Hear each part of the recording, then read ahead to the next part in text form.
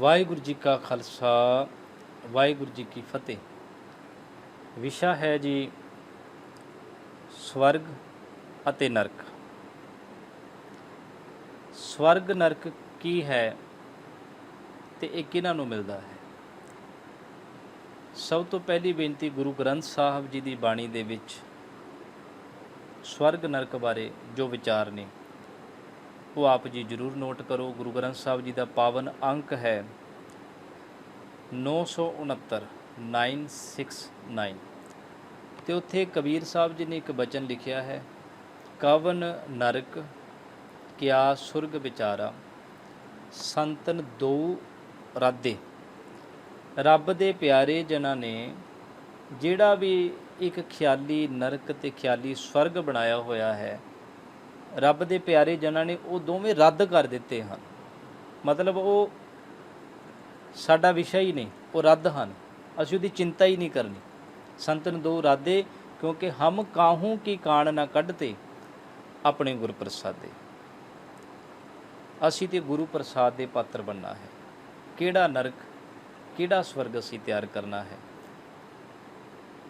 ਇਹ ਅਸੀਂ ਸੋਚਣਾ ਹੈ ਵੀ ਕਿਤੇ ਅਸੀਂ ਨਰਕ ਵਿੱਚ ਤੇ ਨਹੀਂ ਰਹਿ ਰਹੇ, ਕਿਤੇ ਅਸੀਂ ਨਰਕ ਧਾਰੀ ਤੇ ਨਹੀਂ ਬਣ ਗਏ।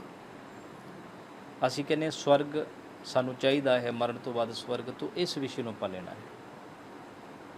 ਕੌਣ ਹੈ ਜੋ ਨਰਕਾਂ ਨੂੰ ਜਾਣਾ ਚਾਹੁੰਦਾ ਹੈ? ਕੋਈ ਵੀ ਨਹੀਂ ਚਾਹੁੰਦਾ, ਕਿਸੇ ਵੀ ਧਰਮ ਦਾ ਬੰਦਾ ਨਹੀਂ ਚਾਹੁੰਦਾ। ਬੇਸ਼ੱਕ ਇਹ ਸਵਾਲ, ਇਹ ਵਿਸ਼ੇ ਧਾਰਮਿਕ ਲੋਕਾਂ ਦੇ ਨੇ, ਪਰ ਜਿਨ੍ਹਾਂ ਦੇ ਧਰਮ ਦੇ ਨਾਲ ਸੰਬੰਧ ਨੇ ਉਹ ਲੋਕ ਵੀ ਕਹਿੰਦੇ ਨੇ ਅਸੀਂ ਧਰਮ ਵਿੱਚ ਜੋ ਵਿਚਾਰ ਚੱਲਦੇ ਨੇ, ਅਸੀਂ ਵੀ ਨਰਕ ਨਹੀਂ ਜਾਣਾ ਚਾਹੁੰਦੇ। ਨਰਕ ਨੂੰ ਕੌਣ ਜਾਣਾ ਚਾਹੁੰਦਾ? ਕੋਈ ਵੀ ਨਹੀਂ। ਸਾਰਿਆਂ ਨੂੰ ਸਵਰਗ ਚਾਹੀਦਾ। ਸਵਰਗ 'ਤੇ ਫਿਰ ਬੜੀ ਭੀੜ ਹੋ ਜਾਵੇਗੀ, ਬੜੀ ਟ੍ਰੈਫਿਕ ਹੋ ਜਾਵੇਗੀ, ਬੜਾ ਇਕੱਠ ਹੋ ਜਾਵੇਗਾ। ਜੋ ਕੁਝ ਇੱਥੇ ਨੇ, ਜੇਬ ਕਤਰੇ, ਚੈਨੀਆਂ ਖੋਹਣ ਵਾਲੇ, ਬਟੂਏ ਖੋਹਣ ਵਾਲੇ, ਮੋਬਾਈਲ ਚੋਰੀ ਕਰਨ ਵਾਲੇ, ਸ਼ਰਾਰਤਾਂ ਕਰਨ ਵਾਲੇ, ਸਵਰਗ ਵੀ ਉਹੀ ਕੁਝ ਪੈਦਾ ਹੋ ਜਾਏਗਾ। ਕਿਸੇ ਨੇ ਬੜਾ ਸੋਹਣਾ ਲਿਖਿਆ ਸੀ, ਬੜੀ ਪ੍ਰਚਲਿਤ ਗੱਲ ਹੈ। ਕਹਿੰਦੇ ਬਾਹਰੋਂ ਕੋਈ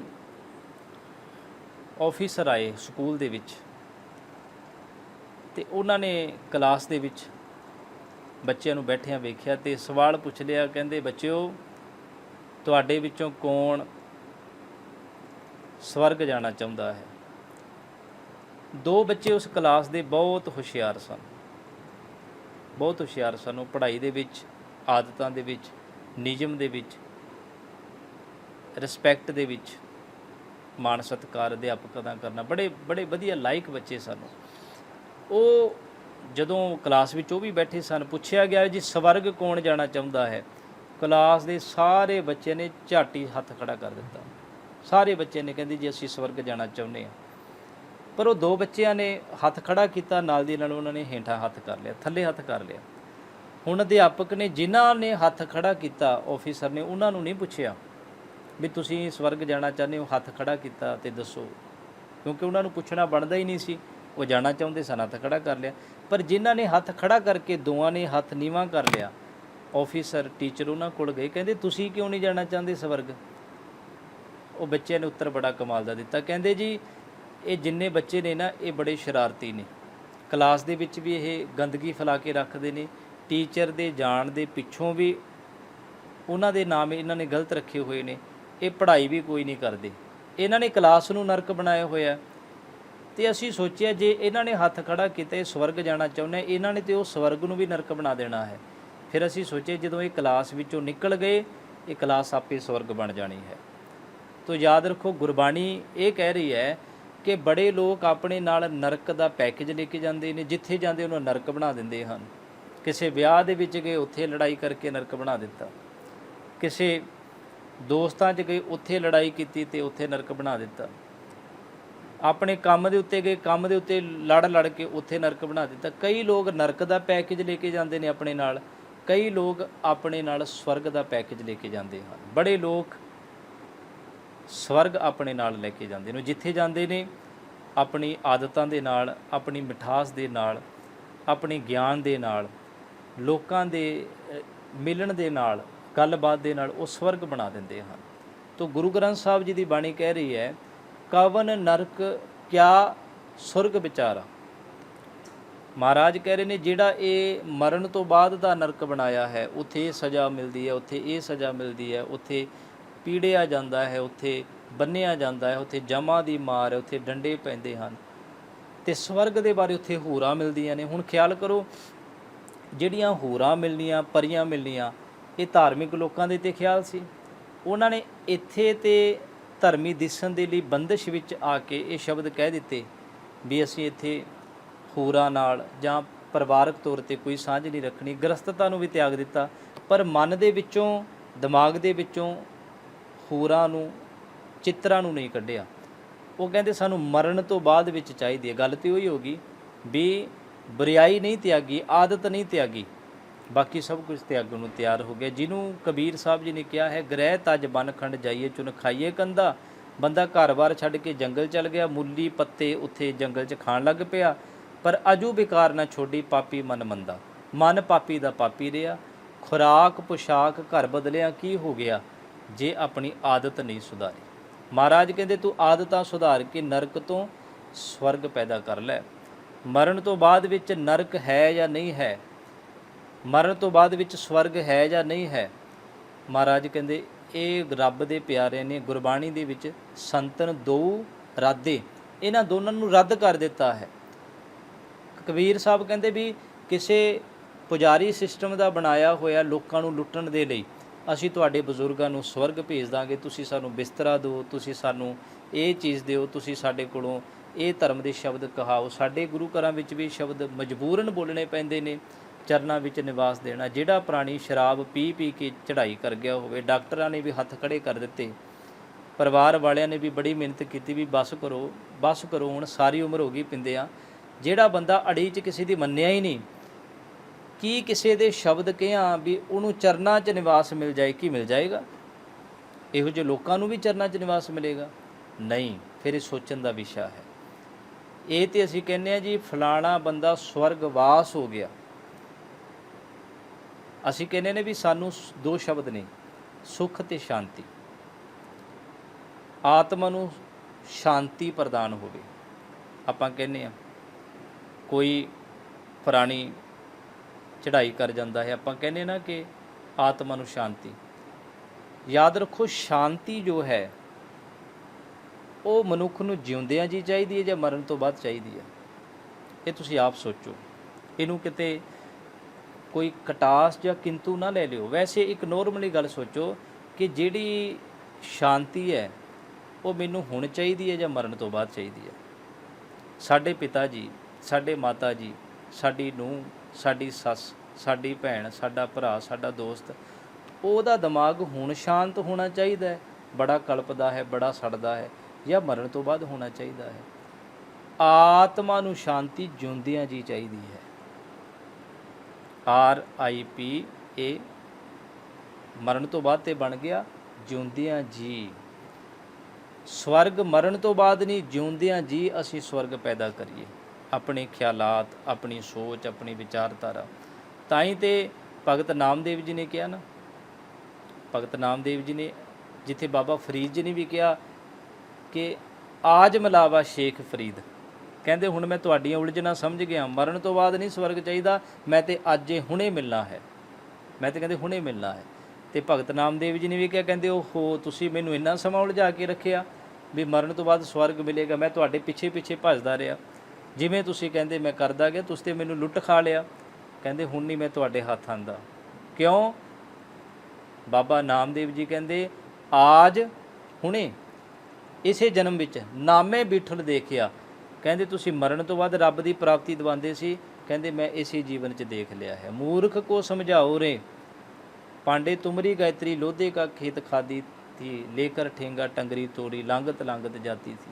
ਤਾਂ ਉਸ ਸ਼ਬਦ 'ਚ ਇਹ ਦੱਸਿਆ ਗਿਆ ਵੀ ਮੈਂ ਹੁਣ ਤੁਹਾਡੇ ਵਾਲੇ ਰੱਬ ਦੀ ਮਗਰ ਨਹੀਂ ਜਾਂਦਾ, ਮੈਨੂੰ ਤੁਹਾਡੇ ਵਾਲਾ ਰੱਬ ਨਹੀਂ ਚਾਹੀਦਾ ਜਿਹੜਾ ਮਰਨ ਤੋਂ ਬਾਅਦ ਮਿਲਦਾ ਹੈ। ਏਕ ਬੂੰਦ ਜਲ ਕਾਰਨੇ ਚਾਤਰਿਕ ਦੁੱਖ ਪਾਵੈ। ਕੋਈ ਬੰਦਾ ਪਿਆਸਾ ਮਰ ਗਿਆ, ਮਰਨ ਤੋਂ ਬਾਅਦ ਵਿੱਚ ਉਹਦੇ ਉੱਤੇ ਤੁਸੀਂ ਟੱਬ ਭਰ ਭਰ ਪਾਣੀ ਡੋਲ ਦਿਓ, ਉਹਦੀ ਕੀ ਕਦਰ ਹੈ? ਪਾਣੀ ਜਿਉਂਦੇ ਬੰਦੇ ਨੂੰ ਚਾਹੀਦਾ ਹੈ। ਮਰਨ ਤੋਂ ਬਾਅਦ ਰੱਬ ਮਿਲ ਵੀ ਗਿਆ, ਬੇਣੀ ਕਹੈ ਭਗਤ ਬੇਣੀ ਜੀ, ਸੁਨੋ ਰੇ ਭਗਤੋ ਮਰਨ ਮੁਕਤ ਕਿਨ ਪਾਈ। ਜੇ ਮੁਕਤੀ ਮਰਨ ਤੋਂ ਬਾਅਦ ਹੀ ਮਿਲਣੀ ਹੈ, ਸਵਰਗ ਮਰਨ ਤੋਂ ਬਾਅਦ ਹੀ ਮਿਲਣਾ ਹੈ, ਤੇ ਕਹਿੰਦੇ ਮੈਂ ਉਸ ਸਵਰਗ ਦਾ ਕਰਨਾ ਕੀ ਹੈ, ਕਿਉਂਕਿ ਨਰਕ ਤੇ ਮਨੁੱਖ ਇੱਥੇ ਭੋਗ ਰਿਹਾ ਹੈ। ਅਸੀਂ ਇਸ ਚੱਲ ਰਹੇ ਸਮੇਂ ਨੂੰ ਸਵਰਗ ਬਣਾਉਣਾ ਹੈ। ਇੱਕ ਸ਼ਬਦ ਆਉਂਦਾ ਹੈ ਜੀ ਗੁਰੂ ਗ੍ਰੰਥ ਸਾਹਿਬ ਜੀ ਦੀ ਬਾਣੀ 'ਚ 345 ਅੰਗ ਦੇ ਉੱਤੇ ਭਗਤ ਰਵਿਦਾਸ ਜੀ ਦੀ ਰਚਨਾ ਤੋਂ ਉਚਾਰਨ ਕੀਤਾ ਹੋਇਆ, ਗੌੜੀ ਰਾਗ ਦੇ ਵਿੱਚ ਹੈ। ਆਪਾਂ ਕਹਿੰਦੇ ਜੀ ਫਲਾਣੇ ਮਹਾਂਪੁਰਸ਼ ਸੱਚਖੰਡ ਜਾ ਵਸੇ। ਸੱਚਖੰਡ ਸੱਚਖੰਡ ਉਹ ਕੋਈ ਅਲੱਗ ਸੱਚਖੰਡ ਨਹੀਂ ਹੈ, ਮਰਨ ਤੋਂ ਬਾਅਦ ਵਾਲਾ। ਗੁਰਬਾਣੀ ਕਹਿੰਦੀ ਹੈ ਇਸੇ ਜੀਵਨ ਦੇ ਵਿੱਚ ਬੇਗਮਪੁਰਾ ਸ਼ਹਿਰ ਕੋ ਨਾਉ, ਉਹ ਅਵਸਥਾ, ਉਹ ਸੋਚ ਜਿੱਥੇ ਕੋਈ ਗਮ ਨਹੀਂ ਹੈ। ਕਹਿੰਦੇ ਮੈਂ ਉਸ ਸ਼ਹਿਰ ਦਾ ਵਾਸੀ ਹਾਂ, ਮੈਨੂੰ ਸ਼ਹਿਰ ਬੜਾ ਚੰਗਾ ਲੱਗਦਾ ਹੈ, ਜਿਹਨੂੰ ਅਸੀਂ ਸੱਚਖੰਡ ਕਹਿ ਸਕਦੇ ਹਾਂ। ਸੋਚ ਖਿਆਲਾਤ, ਬੇਗਮਪੁਰਾ ਸ਼ਹਿਰ ਕੋ ਨਾਉ, ਦੁਖ ਅੰਦੋ ਨਹੀਂ ਤੇ ਠਾਉ, ਨਾ ਤਸਵੀਸ ਖਿਰਾਸ ਨਾ ਮਾਲ, ਖੌਫ ਨਾ ਖਤਾ ਨਾ ਤਰਸ ਜਵਾਲ। ਭਗਤ ਰਵਿਦਾਸ ਜੀ ਕਹਿੰਦੇ ਬੇਗਮਪੁਰਾ ਸ਼ਹਿਰ ਕੋ ਨਾਉ, ਦੁਖ ਅੰਦੋ ਨਹੀਂ ਤੇ ਠਾਉ, ਨਾ ਤਸਵੀਸ ਖਿਰਾਸ ਨਾ ਮਾਲ, ਖੌਫ ਨਾ ਖਤਾ ਨਾ ਤਰਸ ਜਵਾਲ। ਕਹਿੰਦੇ ਮੈਂ ਉਸ ਸ਼ਹਿਰ ਦਾ ਵਾਸੀ ਬਣ ਗਿਆ ਹਾਂ। ਸੋਚ ਮੇਰੀ ਉੱਥੇ ਪਹੁੰਚ ਚੁੱਕੀ ਹੈ ਜਿੱਥੇ ਨਾ ਉਹ ਮਰੇ ਨਾ ਠਾਗੇ ਜਾਹੇ, ਜਿਨ ਕੇ ਰਾਮ ਵਸੇ ਮਨ ਮਾਹੇ, ਤਿੱਥੇ ਭਗਤ ਵਸੇ ਕੇ ਲੋ, ਕਰੇ ਨੰਦ ਸੱਚਾ ਮਨ ਸੋਏ, ਸੱਚਖੰਡ ਵਸੇ ਨਿਰੰਕਾਰ। ਸੋਚ ਨਿਰੰਕਾਰ ਦੇ ਦੇਸ਼ ਪਹੁੰਚ ਗਈ ਹੈ, ਕਿਉਂਕਿ ਸਰੀਰ ਤੇ ਇੱਥੇ ਰਹਿ ਗਿਆ ਨਾ, ਸਰੀਰ ਤੇ ਇੱਥੇ ਅਗਨ ਭੇਟ ਹੋ ਗਿਆ, ਸੰਸਕਾਰ ਹੋ ਗਿਆ, ਜਲ ਪ੍ਰਵਾਹ ਹੋ ਗਿਆ। ਸੋਚ ਕਿੱਥੇ ਆ? ਕਹਿੰਦੇ ਇਸ ਜੀਵਨ ਵਿੱਚ ਰਹਿੰਦਿਆਂ ਹੋਇਆਂ ਸੋਚ ਰੱਬ ਦੇ ਘਰ ਵਿੱਚ ਪਹੁੰਚ ਗਈ। ਜਿਉਂਦਿਆਂ ਜੀ ਸਵਰਗ ਵਾਸੀ ਹੋ ਜਾਣਾ, ਜਿਉਂਦਿਆਂ ਜੀ। ਭਗਤ ਰਵਿਦਾਸ ਜੀ ਕਹਿੰਦੇ ਹੁਣ ਮੈਂ ਉਹ ਅਵਸਥਾ ਪ੍ਰਾਪਤ ਕਰ ਲਈ ਆ ਜਿੱਥੇ ਕੋਈ ਗਮ ਨਹੀਂ ਹੈ, ਜਿੱਥੇ ਕੋਈ ਚਿੰਤਾ ਨਹੀਂ ਹੈ, ਜਿੱਥੇ ਕੋਈ ਦੁੱਖ ਨਹੀਂ ਹੈ, ਜਿੱਥੇ ਕੋਈ ਝਗੜਾ ਨਹੀਂ ਹੈ। ਬੇਗਮਪੁਰਾ ਸ਼ਹਿਰ ਕੋ ਨਾਉ, ਦੁਖ ਅੰਦੋ ਨਹੀਂ ਤੇ ਠਾਉ, ਨਾ ਤਸਵੀਸ ਖਿਰਾਸ ਨਾ ਮਾਲ, ਖੌਫ ਨਾ ਖਤਾ ਨਾ ਤਰਸ ਜਵਾਲ। ਤੇ ਕਹਿੰਦੇ ਇੱਥੇ ਕੀ ਕੀ ਮਿਲਦਾ ਏ, ਕਿਹੋ ਜਿਹੀ ਇੱਥੇ ਅਵਸਥਾ ਏ। ਕਹਿੰਦੇ ਇੱਥੇ ਉਹ ਦਾਤ ਮਿਲ ਗਈ, ਅਬ ਮੋਹੇ ਖੂਬ ਵਤਨ ਗਹਿ ਪਾਈ। ਮੈਂ ਉਹ ਜਗ੍ਹਾ, ਉਹ ਥਾਂ ਪ੍ਰਾਪਤ ਕਰ ਲਈ ਹੈ, ਉਹ ਅਵਸਥਾ ਪ੍ਰਾਪਤ ਕਰ ਲਈ ਹੈ। ਉਹਾਂ ਖੈਰ ਸਦਾ ਮੇਰੇ ਪਾਈ। ਕਹਿੰਦੇ ਹਮੇਸ਼ਾ ਖੈਰ ਹੈ, ਚੜ੍ਹਦੀ ਕਲਾ ਹੈ, ਖੁਸ਼ੀ ਹੈ, ਆਨੰਦ ਹੈ, ਸ਼ਾਂਤੀ ਹੈ। ਕਾਇਮ ਦਾਇਮ ਸਦਾ ਪਾਤਸ਼ਾਹੀ, ਦੋਮਨਾ ਸੇਮ ਏਕ ਸੁਆਹੀ। ਉੱਥੇ ਕਹਿੰਦੇ ਕੋਈ ਦੂਜਾ ਤੀਜਾ ਨਹੀਂ ਹੈ, ਸ਼ੱਕ ਕਰੂੰ ਜੇ ਦੂਸਰ ਹੋਏ, ਤੁਧ ਬਿਨ ਦੂਜਾ ਨਾ ਹੀ ਕੋਈ। ਉੱਥੇ ਦੂਜਾ ਤੀਜਾ ਨਹੀਂ, ਦੋਮਨਾ ਸੇਮ, ਦੂਜਾ ਤੀਜਾ ਨਹੀਂ, ਸਿਰਫ ਇੱਕ ਕਰਤਾ, ਇੱਕ ਦਾਤਾ। ਦੋਮਨਾ ਸੇਮ ਏਕ ਸੁਆਹੀ। ਕਹਿੰਦੇ ਮੈਂ ਉਹ ਦਾਤ ਪ੍ਰਾਪਤ ਕਰ ਲਈ, ਤਿਉਂ ਤਿਉਂ ਸੈਲ ਕਰੇ ਜਿਉਂ ਭਾਵੈ, ਮਹਿਰ ਮਹਿਲ ਨਾ ਕੋ ਟਕਾਵੈ, ਕਹਿ ਰਵਿਦਾਸ ਖਲਾਸ ਚਮਾਰਾ, ਜੋ ਹਮ ਸ਼ਹਿਰੀ ਸੋ ਮੀਤ ਹਮਾਰਾ। ਤੋ ਯਾਦ ਰੱਖੋ ਜੀ, ਇਸ ਜੀਵਨ ਨੂੰ ਸਵਰਗ ਬਣਾਈਏ। ਜਿੱਥੇ ਜਿੱਥੇ ਆਪਾਂ ਵਿਚਰ ਰਹੇ ਹਾਂ, ਜਿੱਥੇ ਜਿੱਥੇ ਆਪਾਂ ਰਹਿ ਰਹੇ ਹਾਂ, ਉਹਨੂੰ ਸਵਰਗ ਬਣਾਈਏ। ਸਾਨੂੰ ਲੋੜ ਹੈ ਆਪਣੇ ਘਰ ਨੂੰ ਸਵਰਗ ਬਣਾਉਣ ਦੀ, ਜਿੱਥੇ ਅਸੀਂ ਕੰਮ ਕਰਦੇ ਹਾਂ ਉਹਨੂੰ ਸਵਰਗ ਬਣਾਉਣ ਦੀ, ਜਿੱਥੇ ਵੀ ਆਪਾਂ ਵਿਚਰਦੇ ਹਾਂ ਉਹ ਮਾਹੌਲ ਨੂੰ ਸਵਰਗ ਬਣਾ ਦਈਏ। ਜੇ ਅਸੀਂ ਇੱਥੇ ਨਰਕ ਬਣਿਆ ਰਹੇ ਤੇ ਮਰਨ ਤੋਂ ਬਾਅਦ ਦਾ ਸਵਰਗ ਅਸੀਂ ਕੀ ਕਰਨਾ ਹੈ? ਕਿਤੇ ਅਸੀਂ ਬੁਰੀਆਂ ਆਦਤਾਂ ਧਾਰਨ ਕਰਕੇ ਨਰਕ ਤੇ ਨਹੀਂ ਆਪਣੇ ਨਾਲ ਲੈ ਕੇ ਚੱਲ ਰਹੇ। ਇਹੀ ਤੇ ਗੁਰਬਾਣੀ ਦੇ ਵਿੱਚ ਸਾਨੂੰ ਵਿਚਾਰ ਦੱਸੇ ਗਏ ਨੇ, ਇਹੀ ਤੇ ਸਮਝਾਇਆ ਗਿਆ ਹੈ।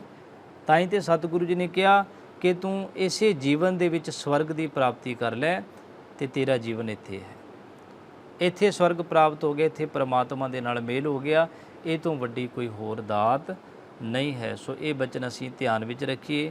ਨਰਕ ਤੇ ਸਵਰਗ ਗੁਰਮਤਿ ਅਨੁਸਾਰ ਕੀ ਹਨ? ਬੜੇ ਲੋਕ ਇਸ ਸੰਸਾਰ ਦੇ ਵਿੱਚ ਨਰਕ ਦਾ ਸੰਤਾਪ ਭੋਗ ਗਏ, ਬੜੇ ਵੱਡੇ ਵੱਡੇ ਕਹਿਰ ਕਰ ਗਏ, ਕਿੰਨੇ ਕਿੰਨੇ ਲੋਕਾਂ ਨੂੰ ਕਤਲ ਕਰ ਗਏ, ਸਜ਼ਾਵਾਂ ਦੇ ਗਏ, ਲੋਕਾਂ ਦੇ ਘਰਾਂ ਵਿੱਚ ਦੁੱਖ ਦੇ ਬੀਜ ਬੀਜ ਗਏ।